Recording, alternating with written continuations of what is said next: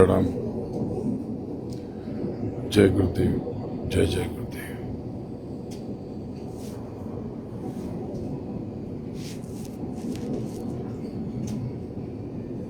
तो अभी मैंने थोड़ी देर पहले बात की थी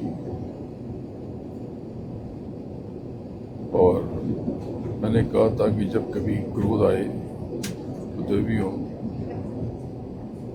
भोजन तत्काल मत बनाया करो। Thank you so Thank you so much. much. I hope you enjoyed your flight. Yes, yes. I hope to see you soon on board. See you. Thank See you. Nice.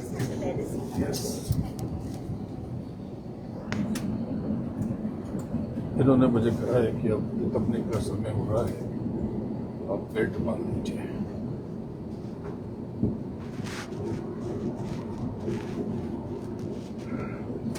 यानी कुर्सी की पेटी बांधने का संकेत आरंभ हो गया है।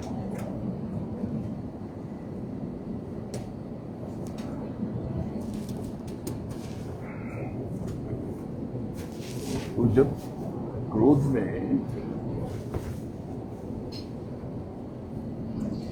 क्रोध में भोजन बनेगा तो उसमें भी क्रोध का विष समाहित हो जाएगा।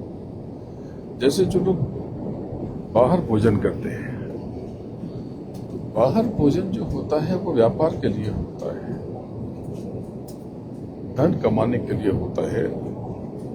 उनको आपसे कोई प्रेम थोड़ी है, कोई प्रेम नहीं है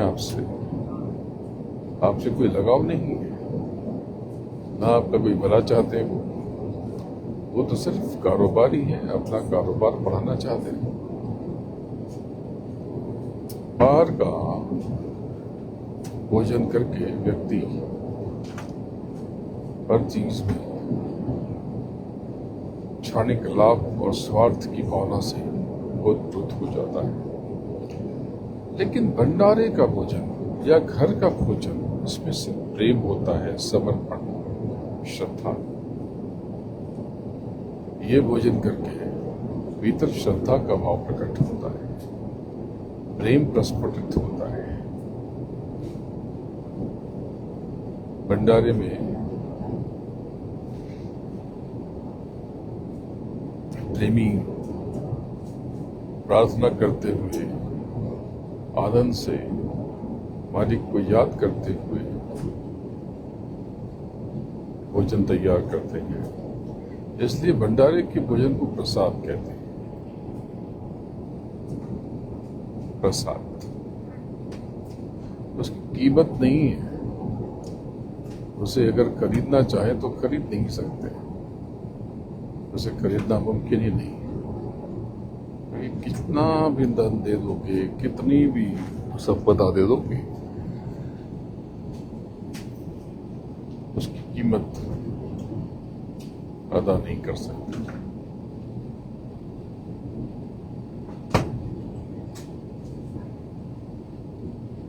ये सब कर्म के बड़े मूलभूत सिद्धांत हैं जो 1,00,000 श्लोकों में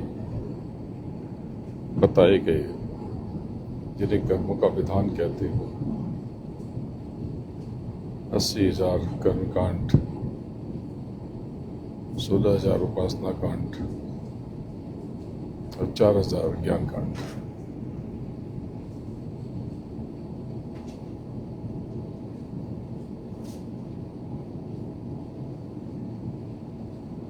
सब कुछ उसमें कर्मों की युक्ति बताई गई। तो बहुत तो खो गए, अधिकतर खो गए। 4,419 20 21 कुछ तो बचे। एक सूत्र समझ लो कि जब आप किसी की आलोचना करने लगते, निंदा करने लगते हो, एक ठीक है, आप किसी को जानते हो, सूचना देते कि फला व्यक्ति ने चोरी की है, मैं विटनेस हूं, गवाह हूं, और इसके लिए मैंने ये कार्यवाही की है, मैंने देखा है। जब आपने देखा है तो बात खत्म हो जाती है, तो तथ्य हुआ। लेकिन जब आप जानकारी के बगैर कहते हो फला आदमी भ्रष्ट है, करप्ट है, चोर है, तो आपने तो उसे देखा नहीं, आप तो उसे जानते ही नहीं, ना आपका परिचय, फिर क्या करें? ये क्या हुआ? ये निंदा हो गई। जब आप किसी को जाने समझे बिना उंगली उठाने लगते हो किसी पर, कीचड़ उछालने लगते हो, ये लौट के आपके पास आने वाली है। जब आप निंदा करते हो तो ध्यान रखना आप निंदित होने की तैयारी कर रहे हो। निंदा करोगे तो निंदित हो जाओगे, घृणा करोगे तो घृणित हो जाओगे, अपमान करोगे अपमानित हो जाओगे, सम्मान करोगे सम्मानित हो जाओगे, दया करोगे दया हासिल करोगे, धन अर्पित करोगे धनी हो जाओगे, भोजन अर्पित करोगे भोजन का सुख पाओगे।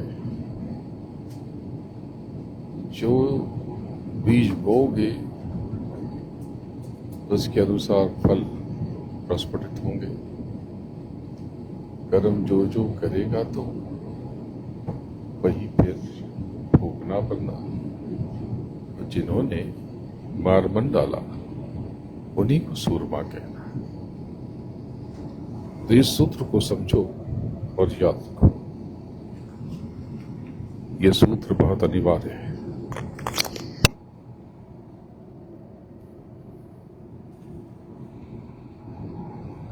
तो कर्म की ये बारीकियां आपको समझनी चाहिए, सीखनी चाहिए। कर्मों का विधान सच में बड़ा विलक्षण, सच में बड़ा अप्रतिम है, सच में बड़ा अनोखा है, अद्वितीय है। इसकी क्या तुलना कीजिए, इसकी किसी अन्य से तुलना हो नहीं सकती। कर्मों को लेकर के सजग रहना बहुत जरूरी है। आपकी आधी मुसीबत और परेशानी तो सिर्फ कर्मों के नियंत्रण से ही ठीक हो जाती है। आप अगर कर्म पर नियंत्रण कर लेते हो तो आपकी आधी समस्या खत्म हो जाती है।